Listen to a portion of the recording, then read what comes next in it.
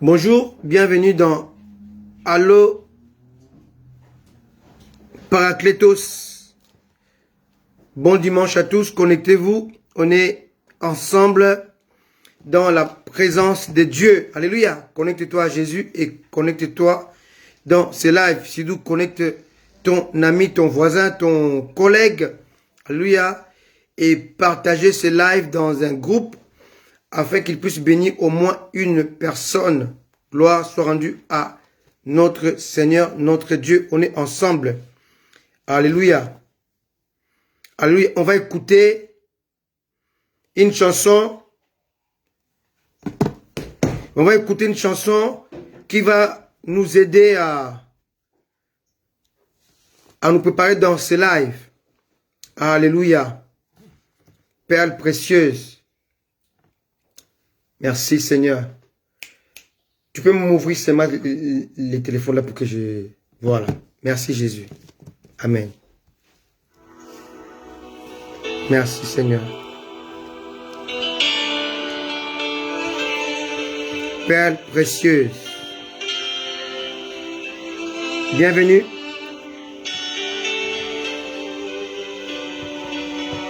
Merci Adonai.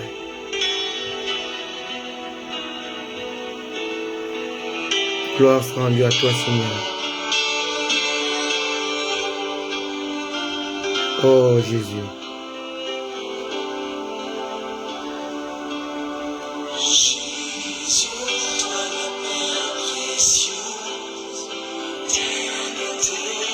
Bienvenue à vous.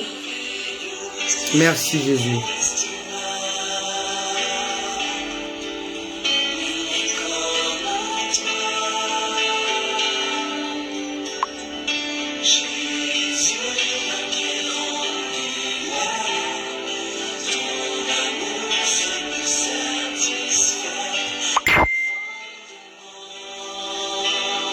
Saint éternel.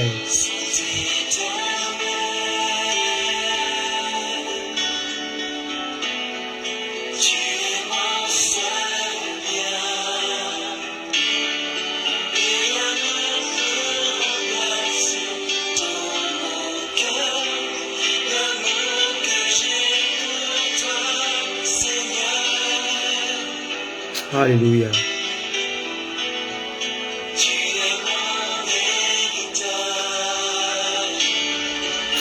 Merci Jésus. Merci Adonai. Merci Seigneur.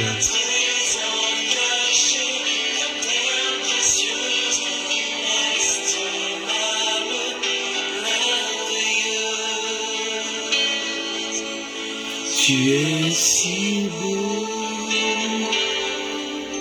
Chantons-le. Jésus, toi la perle précieuse. Et si merveilleux, inestimable. Il n'est comme toi, Seigneur. Il n'est comme toi. Jésus, la pierre angulaire. Alléluia.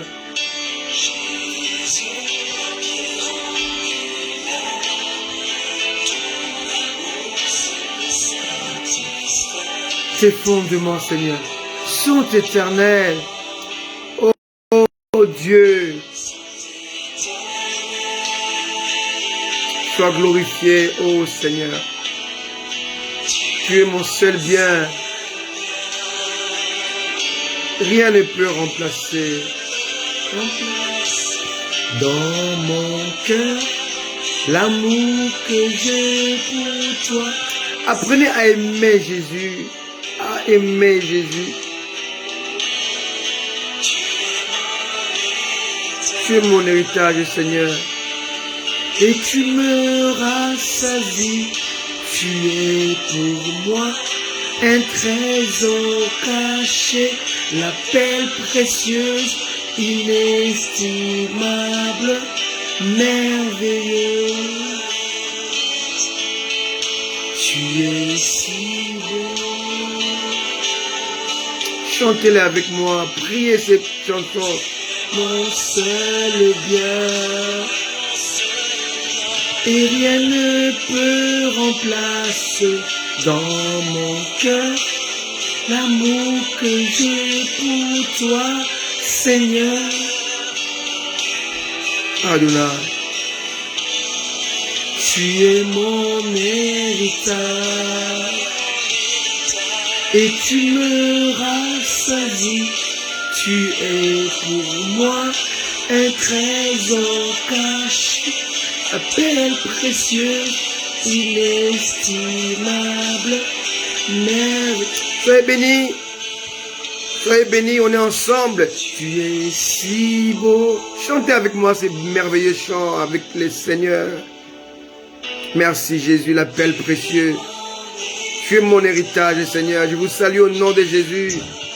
On est ensemble.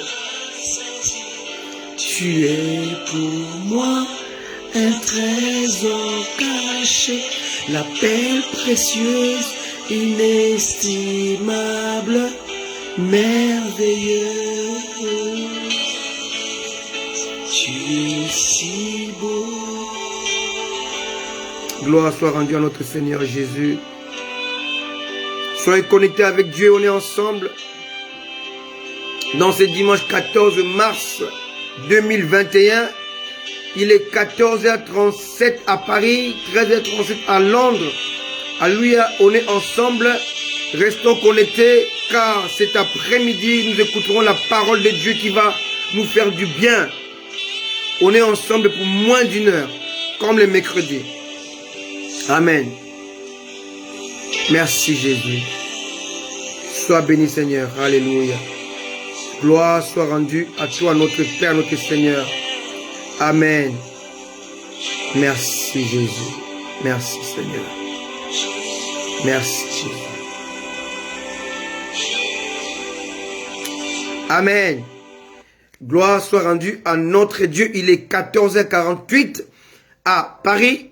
Nous commençons à 14h30. Alléluia. On a à peu près 10 minutes de moments de prière, d'adoration avant d'entamer, de rentrer dans la parole de Dieu. Prenez vos Bibles. On va parler d'un message très capital. Alléluia. Je vous salue au nom de Jésus partout où vous êtes. En France, en Belgique, à Londres, en Angleterre, partout où vous êtes en Afrique. Soyez la bienvenue dans ces lives. Dieu vous aime, on est ensemble. Restez connectés et connectez les autres. Connectez vos amis dans ces lives qui va nous faire vraiment du bien. Alléluia. Gloire soit rendue à notre Seigneur et Sauveur Jésus-Christ de Nazareth. Comme vous le voyez sur le titre, aujourd'hui nous allons parler d'un thème que j'ai intitulé le dominant, les dominés et les néants. Les dominants, les dominés et les néants. Alléluia. Gloire soit rendue à notre Seigneur et Sauveur Jésus-Christ. Alors sans plus tarder, lisons la parole de Dieu dans 2 Rois chapitre 5 à partir du verset 1er jusqu'au verset 16. 2 Rois chapitre 5, 1 à 16. Alléluia. On sera béni dans ce moment de partage dans la présence de notre Seigneur Jésus. Alléluia. Seigneur, bénis ta parole. Par ton esprit, enseigne-nous ta parole, Dieu Père. Nous te le demandons au nom de Jésus. Amen. 2 Rois 5, verset 1 jusqu'au verset 16. Naaman, chef de l'armée du roi de Syrie, jouissait de la faveur de son maître et d'une grande considération. Car c'était par lui que l'Éternel avait délivré les Syriens. Mais cet homme fort et vaillant était lépreux. Alléluia. Or, les Syriens étaient sortis par troupes et ils avaient amené captive une petite fille du pays d'Israël qui était au service de la femme de Naaman. Et elle dit à sa maîtresse: oh, si mon Seigneur était auprès du prophète qui est à Samarie, donc en Israël, le prophète les guérirait de sa lèpre. Et elle dit à sa maîtresse, pardon, de sa lèpre, verset 4.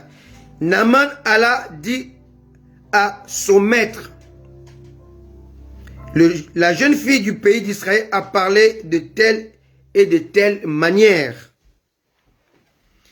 Et le roi de Syrie dit, va, rends-toi à Samarie, et j'enverrai une lettre au roi d'Israël. Il partit et prenant avec lui 10 talents d'argent, 6000 cycles d'or et 10 vêtements de rechange.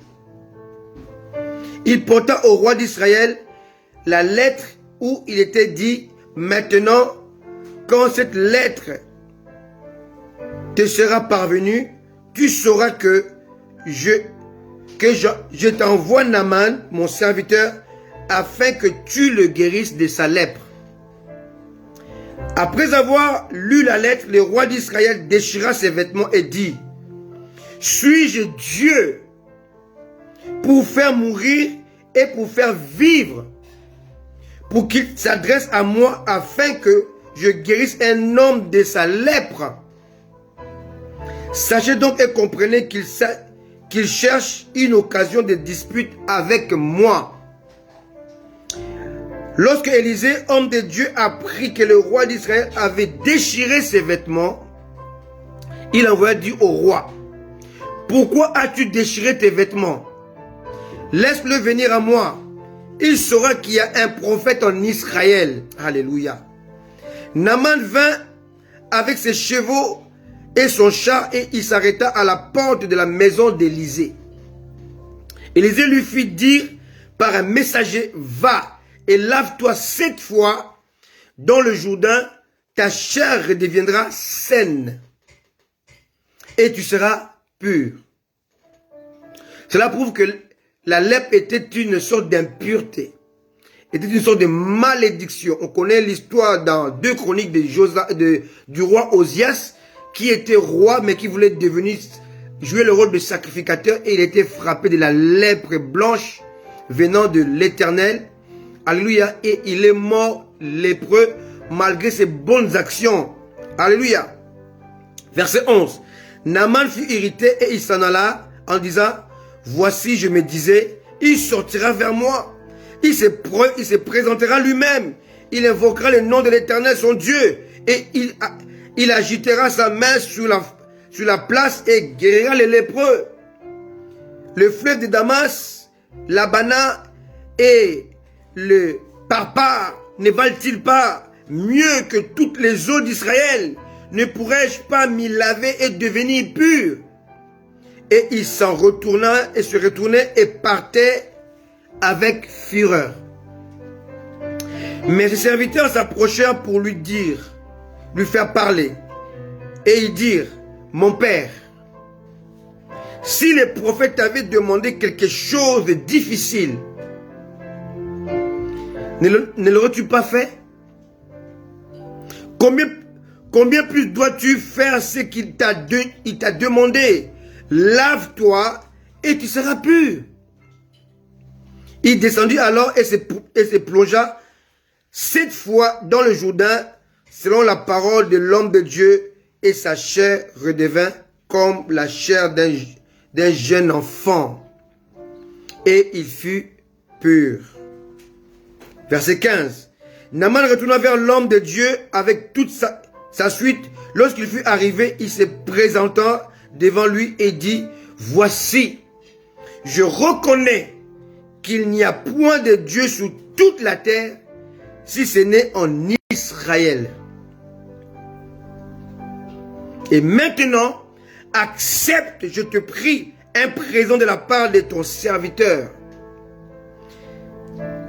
Élisée répondit, l'Éternel dont je suis le serviteur est vivant. Je n'accepterai pas. Naaman le pressa d'accepter, mais il refusa. Amen. On s'arrête là, on peut aller jusqu'au verset 27, mais faute de temps, on peut voir comment Élisée a refusé, mais son serviteur Géasi a pris le présent proposé par Naaman et il a hérité de la lèpre. Alléluia, de Naaman. Alléluia, mais cela n'est pas notre sujet d'aujourd'hui. Notre sujet d'aujourd'hui est les dominants, les dominés et les néants. Alléluia. Lisons encore, toujours dans 2 Rois. Lisons 2 Rois, chapitre 6, le verset 24 jusqu'au verset 31. Après cela, Ben-Hadad, roi de Syrie, ayant rassemblé toute son armée, monta et assiégea Samarie, donc Israël. Il y eut une grande famine dans Samarie, et il serrait tellement qu'une tête d'âne valait 80 cycles d'argent, et le quart des capes des fiens des pigeons 5 cycles d'argent. Et comme le roi passait sur la muraille, une femme lui cria: sauve-moi, ô roi, mon seigneur. Il répondit: si le Seigneur, si l'Éternel ne te sauve pas, avec quoi te sauverai-je? Alléluia. Avec les produits de l'air ou du pressoir. Et le roi lui dit: qu'as-tu? Elle répondit: cette femme-là m'a dit, donne ton fils, nous le mangerons aujourd'hui, et demain nous mangerons mon fils. Nous avons fait cuire mon fils, et nous l'avons mangé. Et les jours suivants, je lui dis, donne ton fils, et nous le mangerons, mais elle a caché son fils.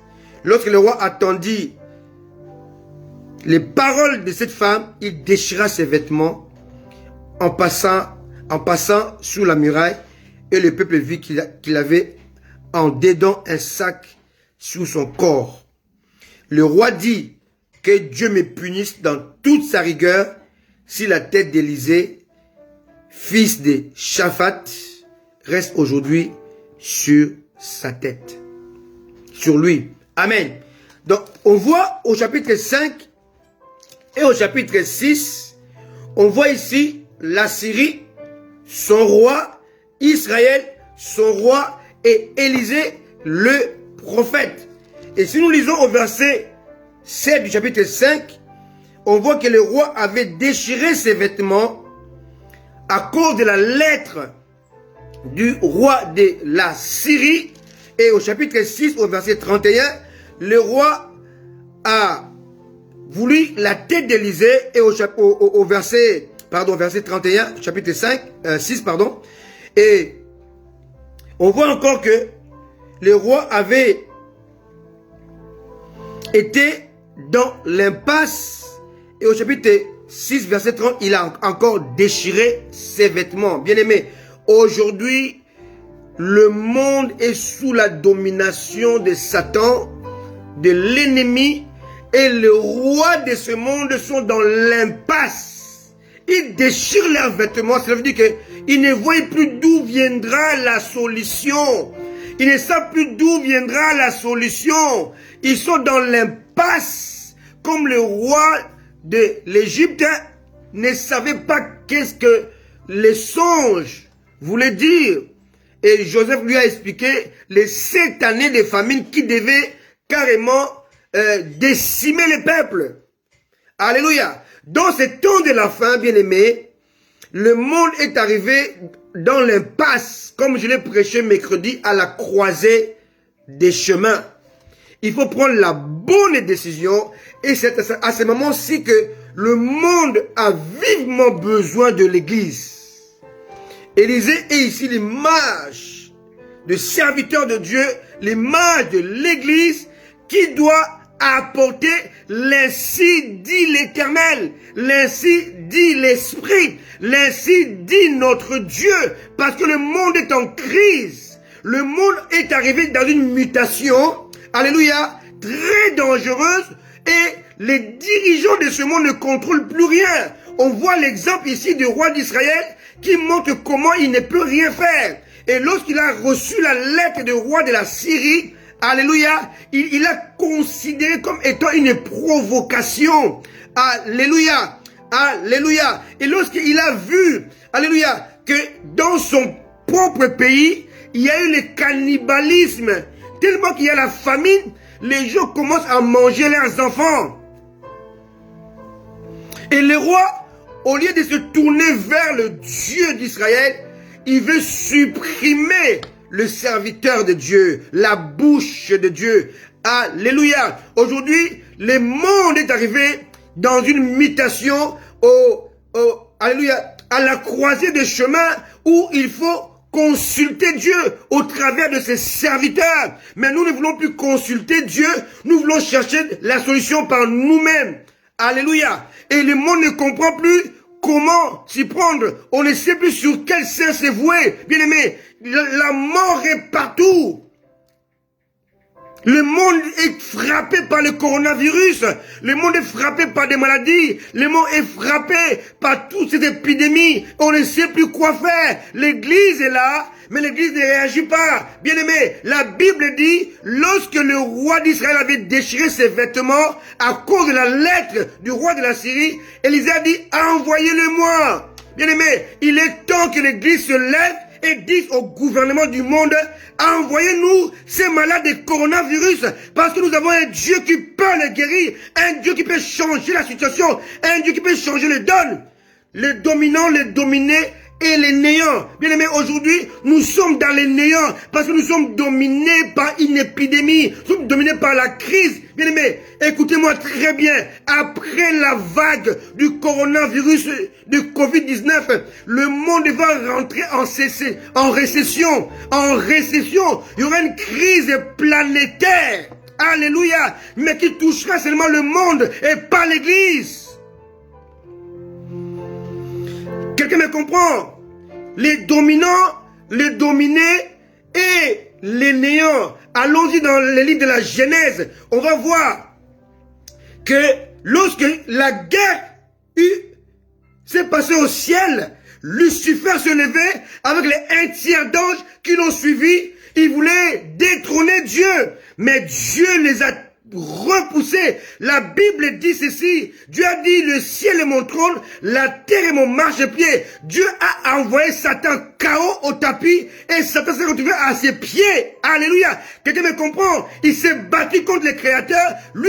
Lui qui était dans la créature, Dieu l'a mis KO. Et comme il l'a mis KO, il s'est retrouvé dans le pied de Dieu.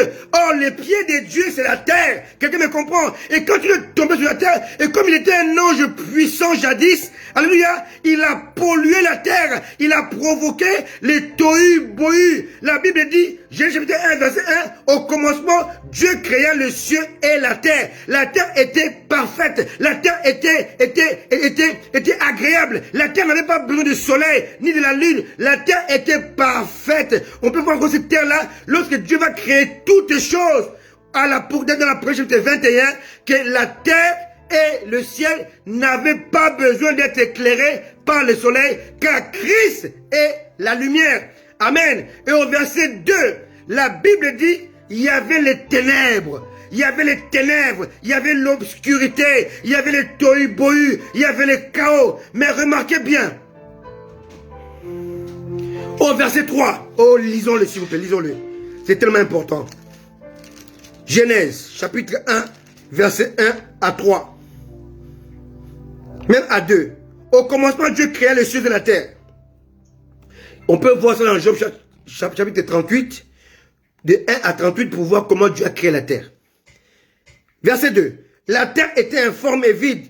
Il y avait des ténèbres à la surface de l'abîme. Et l'Esprit de Dieu se mouvait au-dessus des eaux. Bien-aimé, le Saint-Esprit a été dépêché sur les eaux polluées. Tout était mélangé. Il y avait les tohu-bohu, il y avait les chaos. Tout était mélangé. Les eaux qui étaient au ciel et les eaux qui étaient sur la terre étaient mélangées, étaient mixées.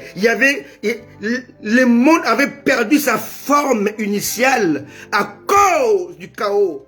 Alléluia. Et le Saint-Esprit s'est mouvé au-dessus des eaux polluées, au-dessus des chaos. Bien aimé, ici nous voyons que Satan, Lucifer, a été jeté sur la terre au pied de Dieu, là où Dieu pose ses pieds. Alléluia. Et la terre a été dominée par l'arrivée de cet ange déchu. Quelqu'un me comprend? La terre était dominée, les dominants c'était les jetés par terre, les vaincus de Dieu, alléluia, et les néants étaient la terre. Donc la terre était dans le néant. Les dominants étaient Lucifer, qui avait détruit les systèmes établis par Dieu. Et les dominés étaient la structure que Dieu avait mis en place, qui avait pour résultat les néants. Quelqu'un me comprend? Et on va voir que l'homme va pécher contre Dieu, il va être le dominé. Satan qui l'a amené au péché, il va être le dominant. Et le péché va plonger l'homme dans le néant. Les dominants, les dominés et les néants. Satan était les dominants, Adam et Ève les dominés, et le résultat, c'est les néants. C'est dans les néants que Dieu va annoncer la prophétie d'un autre dominant qui viendra destituer les dominants afin que les dominés puissent rentrer non pas dans les néants mais dans le surplus. Hey, quelqu'un me comprend? Dieu n'a pas annoncé l'arrivée du Messie, de Mashiach, l'arrivée du Rédempteur avant le péché, mais après le péché, dans le néant. Oh my goodness. L'homme est tombé dans Genèse chapitre 3. Alléluia. Alléluia. Quelqu'un me comprend? Suivez-moi très bien. Amen. Au verset. Alléluia. Au verset 6. La femme vit que l'arbre était bon à manger et agréable à la vue et qu'il était précieux pour avoir l'intelligence. Elle prit de son fruit et en mangea. Elle donna aussi à son mari qui était auprès d'elle et il mangeait. Là, le péché rentre dans le monde. Les néants rentrent dans le monde. C'est la même catastrophe que dans Genèse chapitre 1, verset 2. Le chaos, le tohu-bohu. Quelqu'un me comprend? C'est dans les néants que Dieu va susciter le Saint-Esprit. Alléluia. Pour donner l'ordre, alléluia, à la lumière, oh, alléluia, de séparer les ténèbres et la lumière, de séparer des eaux avec les eaux, d'apporter la restauration. Le Saint-Esprit vient dans ta vie qui est dans un néant. Tu vis dans les échecs, tu vis dans les problèmes, tu ne connais que des deuils, des difficultés, mais Dieu te dit, il y a une bonne nouvelle pour toi aujourd'hui. C'est dans les néants que Dieu commence le travail.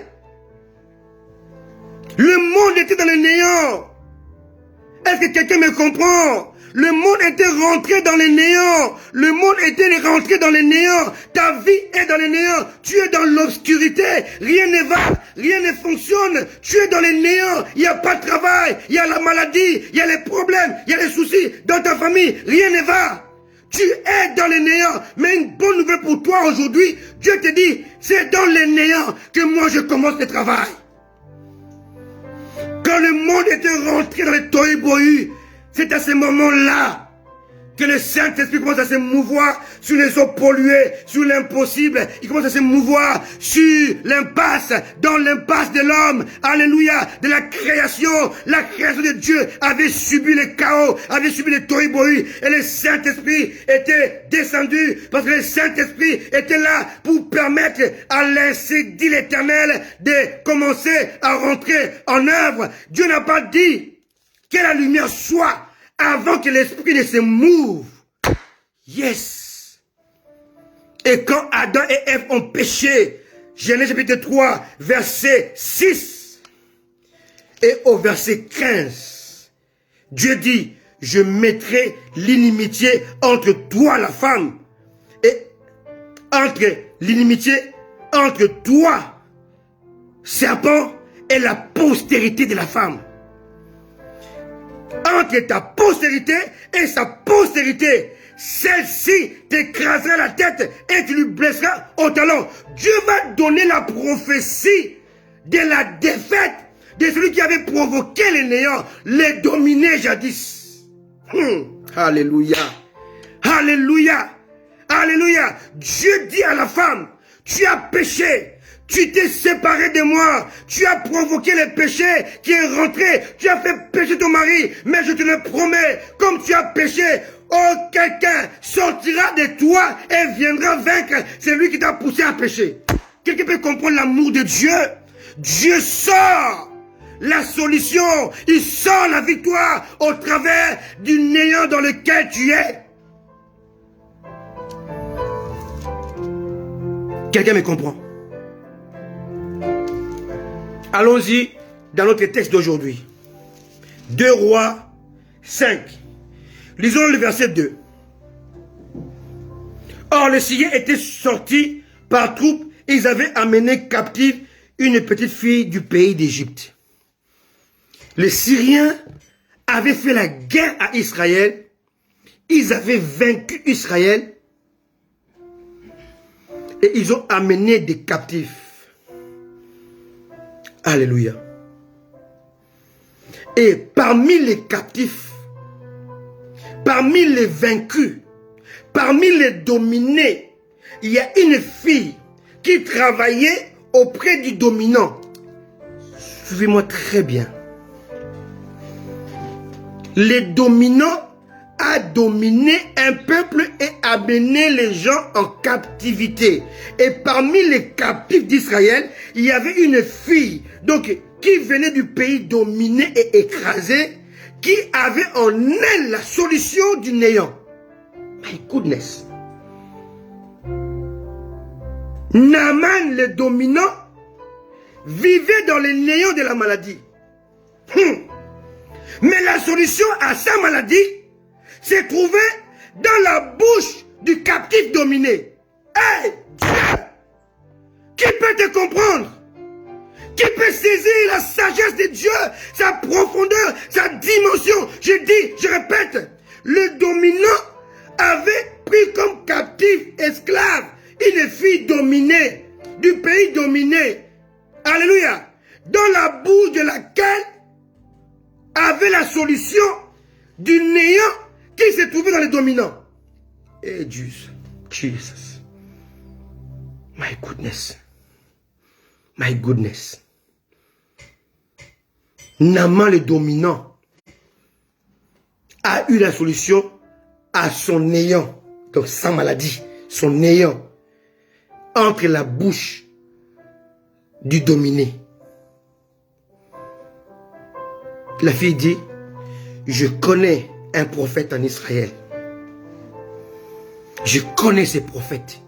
Même si mon pays a été dominé par vous, mais le pays n'a pas dominé les dieux de ses prophètes. Alléluia! Bien-aimé, même si la maladie t'a frappé, même si la crise t'a frappé, même si les problèmes t'ont frappé, mais j'ai une bonne nouvelle pour toi, les problèmes ne peuvent pas dominer, c'est lui qui t'a créé, ne peut pas dominer l'œuvre de la croix, ne peut pas dominer, alléluia, la rédemption dans laquelle tu fais partie. Désormais, alléluia, tu es serviteur de Dieu, servant de Dieu, et tu vis pour lui, quels que soient les problèmes.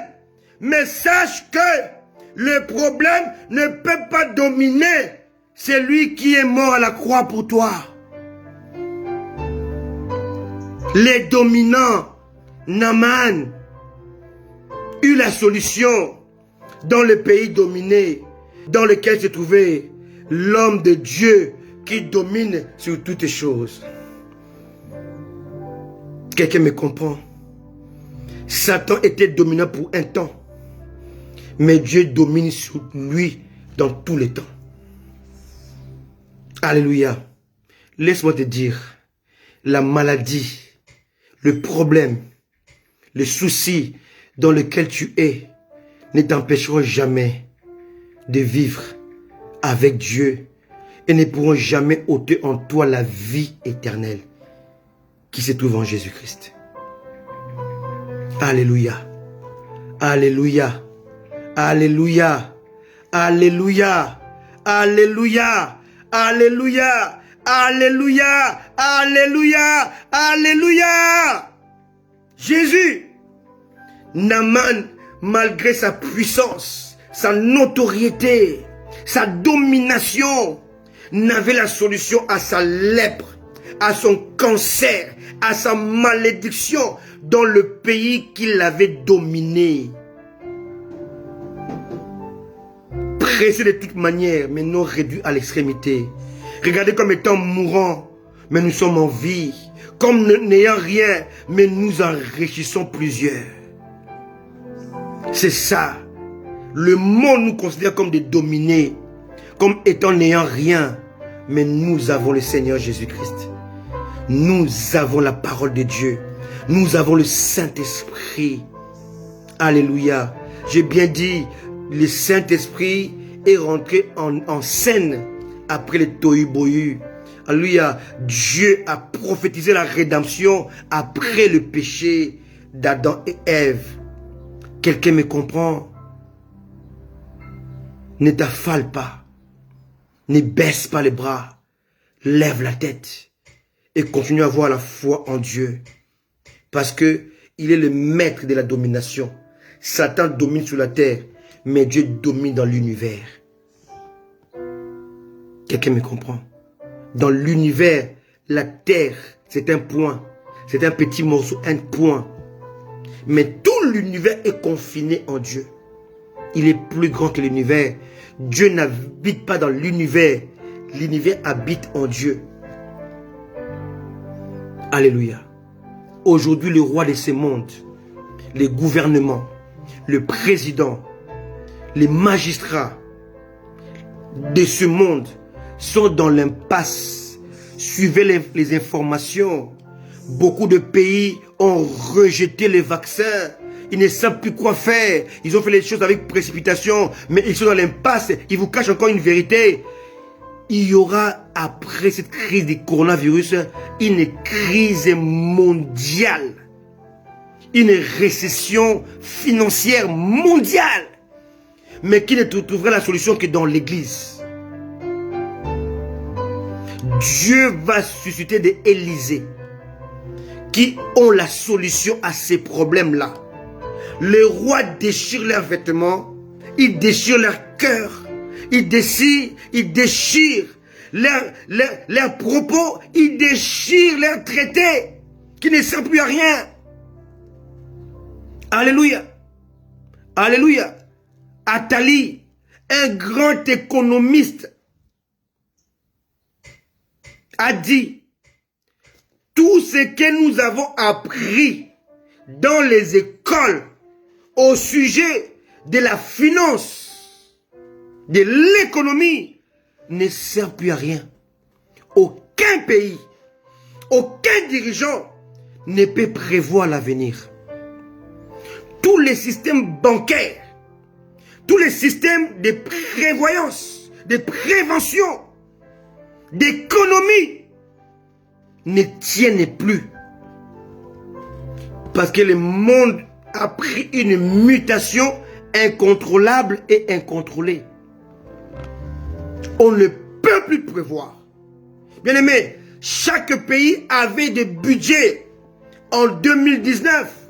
Alléluia. Pour 2020, tous ces budgets sont tombés dans l'eau à cause du coronavirus. Attali avait raison. Alléluia. Alléluia. Le vainqueur est parti chez les vaincus chercher la solution à son néant. Le vainqueur est parti chez les vaincus pour arrêter celui qui l'a vaincu en lui. Oh mon Dieu. Attends, je vais le redire. Naaman le vainqueur est parti en Israël chercher la solution à la maladie qu'il a vaincue. Est-ce que vous comprenez? Oh Dieu de gloire. Et l'église pleure. L'église veut ressembler au monde. Mais ici, le monde, la Syrie, a des problèmes de santé, a des problèmes de la lèpre, a des problèmes de la malédiction. Et il veut trouver la solution dans le pays qu'il a vaincu. Parce que dans le pays que la Syrie a vaincu se trouve un prophète qui appartient au vainqueur de l'univers.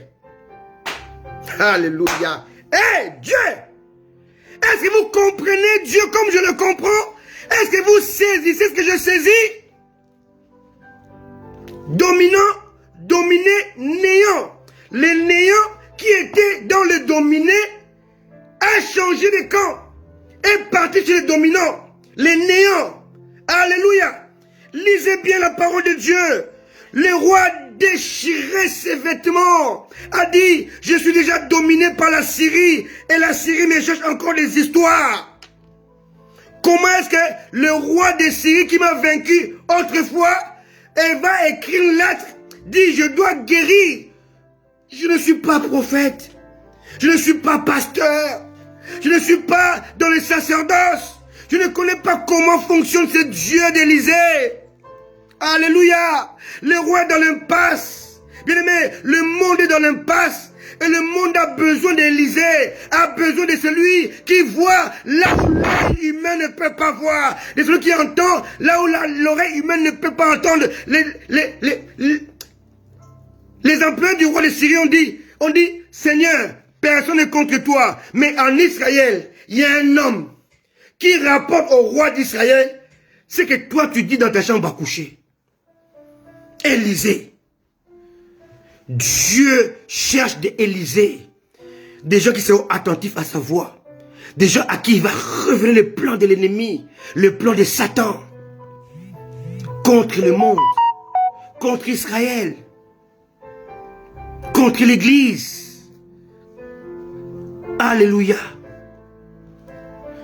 Le dominant, le dominé et le néant. Le néant est le résultat provoqué par les dominants chez les dominés. Mais à un moment, Dieu croise ses bras. Oh, alléluia, comme Jacob a croisé ses bras à la croix, le peuple élu a perdu l'héritage et les gentils ont eu l'héritage. À la croix, tout change. Alléluia. Celui qu'on appelle le premier devient le dernier et le dernier sera le premier. À la croix, tout change. Le malheur se change en bien et le bien devient malheur. Les dominants deviennent les dominés et les néants qui étaient attachés aux dominés s'attachent maintenant aux dominants. Tout change à cause de Christ.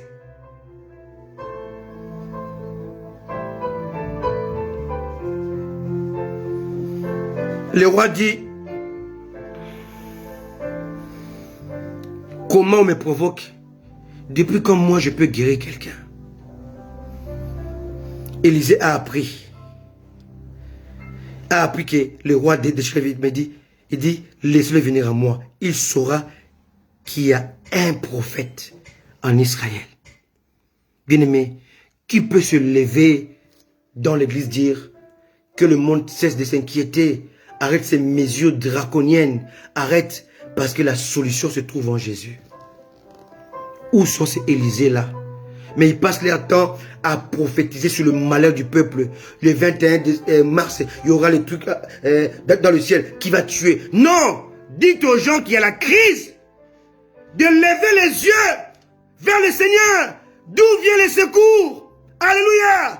Tu n'es pas là, toi, prophète, pour faire peur aux gens, mais rassure les gens que Jésus est Seigneur. La solution se trouve en Jésus. Tu es déjà dominé, écrasé par les dominants. Et tu passes ton temps à dominer tes collègues, tes amis de l'église qui sont déjà écrasés par le système de ce monde. L'homme de Dieu a accepté, comme au temps de Daniel, quand le roi fait le rêve, il a oublié, il appelle ses satrapes, ses serviteurs les plus proches, il dit j'ai fait un rêve, mais je l'ai oublié, rappelez-moi ce rêve-là et expliquez-moi.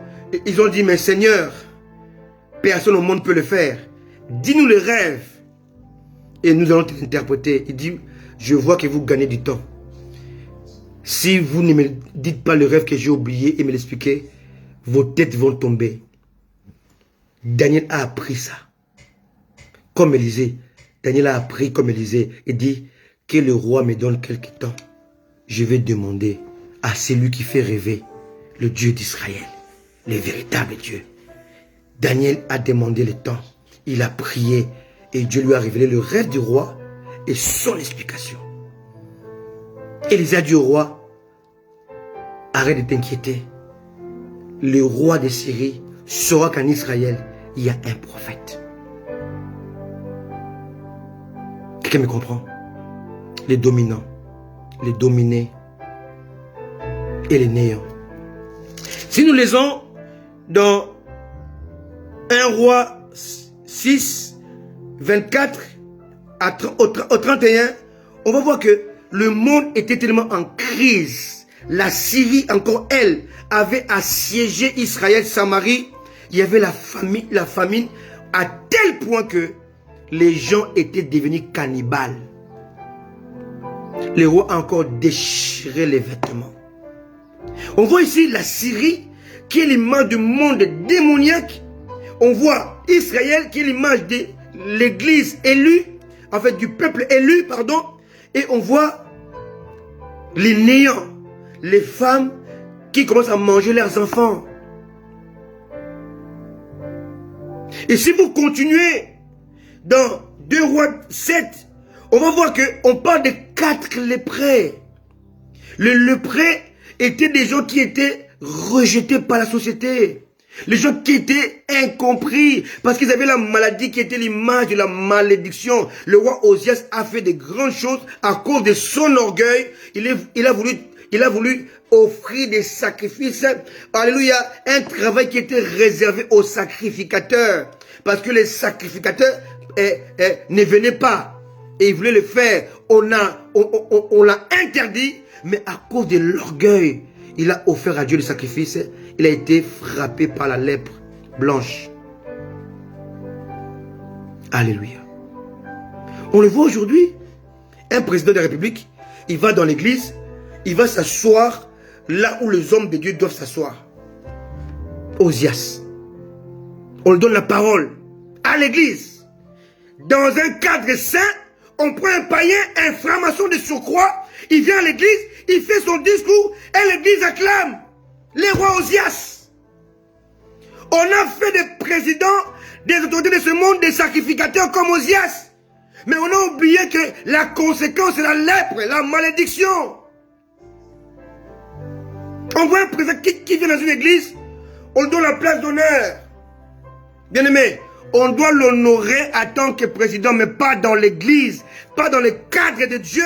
Dans le cadre de Dieu, il y a un seul Seigneur, Jésus-Christ. S'il croit en Dieu, il doit s'asseoir comme tous les fidèles. Et écouter la parole de Dieu dire Amen. Alléluia. Et dans cette histoire de 2 Rois 7, il y avait 4 lépreux. Le chiffre 4 symbolise la croix, la délivrance, les 4 aspects de Jésus, face de lion, face de bœuf, face de l'homme, face de l'aigle, les 4 évangiles du salut. Matthieu, Marc, Luc, Jean. Alléluia. Il y avait 4 lépreux. Le 4 rejetés à cause de l'évangile. Rejetés, considérés comme des lépreux. Aujourd'hui, les chrétiens sont comme des lépreux dans ce monde. On nous rejette. Mais la bonne nouvelle viendra de nous. Le verset 9, 2 Rois 7. Puis il s'est dit l'un à l'autre, nous n'agissons pas bien. Cette journée est une journée de bonnes nouvelles. Dieu avait frappé les camps de Syrie en faisant des détonations qui a fait fuir. Et on va voir que les lépreux avaient laissé 3 choses. Alléluia. Donc, les Syriens avaient laissé 3 choses.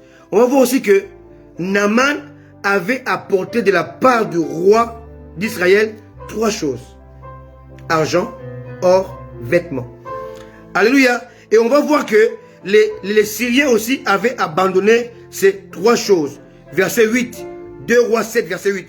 Les lépreux étant arrivés à l'entrée du camp, pénétrèrent dans une tente, mangèrent et bu et emportèrent de l'argent, de l'or et des vêtements. On va voir encore que les Égyptiens ont donné à Israël 3 choses.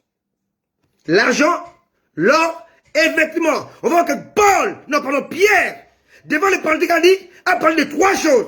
Je n'ai ni argent, ni or, mais ce que j'ai, vêtements. L'argent, c'est la rédemption. L'or, c'est la divinité. Les vêtements, c'est le couronnement. C'est la puissance. Pierre a dit aux paralytiques, je n'ai ni argent, je ne suis pas ton rédempteur. Je n'ai ni or, je ne suis pas ton Dieu. Mais ce que j'ai les vêtements de gloire, de la puissance. J'ai l'autorité qui me donne le droit de te dire, lève-toi et marche. Aujourd'hui, les hommes de Dieu ont pris l'argent et l'or. Ils se prennent pour des rédempteurs, ils se prennent pour des dieux. Les lépreux ont trouvé l'argent. Ils sont rentrés dans la rédemption. Ils ont eu part à l'or. Ils ont rencontré les divins. Ils ont reçu les vêtements qui les a justifiés. Je m'en vais finir pour vous dire simplement, les dominants, les dominés et les néants confirment la domination du dominé. Les néants affirment que les dominants ont dominé sur un peuple. Les néants et les résultats de la conséquence du dominant chez les dominés. Mais la foi en Dieu amène les néants dans le camp des dominés. Pardon, du dominant, pour que le dominé devienne dominant. Les Syriens qui étaient les dominants, Israël qui étaient les dominés, les Syriens ont fui, ont laissé tout ce qui faisait d'eux les dominants, l'argent, l'or et les vêtements. En le possédant, les dominés sont devenus les dominants parce que le Dieu qui domine a combattu pour eux. Quelqu'un me comprend? Alléluia. Verset 6, 2 Rois 7. Le Seigneur avait fait entendre dans le camp de Syrie, des Syriens, un bruit de chars et un bruit de chevaux, le bruit d'une grande armée, et s'était dit l'un à l'autre, voici le roi d'Israël a pris à sa solde contre nous le roi des Hétiens et le roi des Égyptiens pour venir nous attaquer. Ils se levèrent et prirent la fuite. Le Dieu de dominer jadis a pris en main ses fils dominés et a combattu afin que ces détracteurs, ces dominés comprennent que lorsque on s'unit avec le Dieu qui domine sur l'univers, les dominants se transforment en dominés et les néants changent de camp, se retrouvent chez les dominants. Que Dieu vous bénisse. C'était mon message d'aujourd'hui. Dominant, dominé, néant. Alléluia. Dieu nous aime. Ne craignez pas les Syriens. Ne craignez pas les insultes de ce monde. Dieu nous aime. Quel que soit ce qui nous arrive, il veut nous encourager, nous dire, n'ayez pas peur. N'ayez pas peur, faites-moi confiance. Faites-moi confiance. Que Dieu vous bénisse. Laissez-moi prier pour vous. Seigneur, très longtemps, l'Église a été dominée, le monde nous a écrasés, et nous avons vécu longtemps, Seigneur, dans les néants, dans le désespoir, dans le manque de tout. Mais aujourd'hui, tu nous apprends, Seigneur, les Syriens dominants ont reçu les néants dans leur vie, et la solution se trouve chez les chrétiens dominés autrefois, mais qui possèdent un Dieu dominant et dominateur. Père, nous te bénissons Parce que nous sommes regardés comme étant n'ayant rien. Mais nous possédons tout. Comme écrasés, comme pauvres. Mais nous avons la clé pour enrichir ceux qui se disent suffisants. Père, merci. Fortifie ton peuple, longtemps dominé par l'ignorance de ce qu'il possède. Cet après-midi, tu nous ouvres les yeux, Seigneur, parce que nous puissions comprendre que les ténèbres ne régnera pas toujours. Il y a un temps pour tout. Et aujourd'hui, tu nous apprends que les dominants a cessé de dominer et que nos rois ont cessé de déchirer leurs vêtements parce que tu suscites des Élysées qui vont leur dire la solution arrive et les néants changent de camp. Sois béni, tendre Père, au nom de Jésus. Amen. Amen. Soyez bénis, comme je vous ai dit, moins d'une heure aujourd'hui. Et soyez bénis, le thème était les dominants, les dominés et les néants. Quel que soit le néant dans lequel tu étais, sache qu'aujourd'hui, Dieu t'a appris que le néant changera de camp. Parce que, avec Dieu, nous sommes majoritaires. Que Dieu vous bénisse. Bye bye.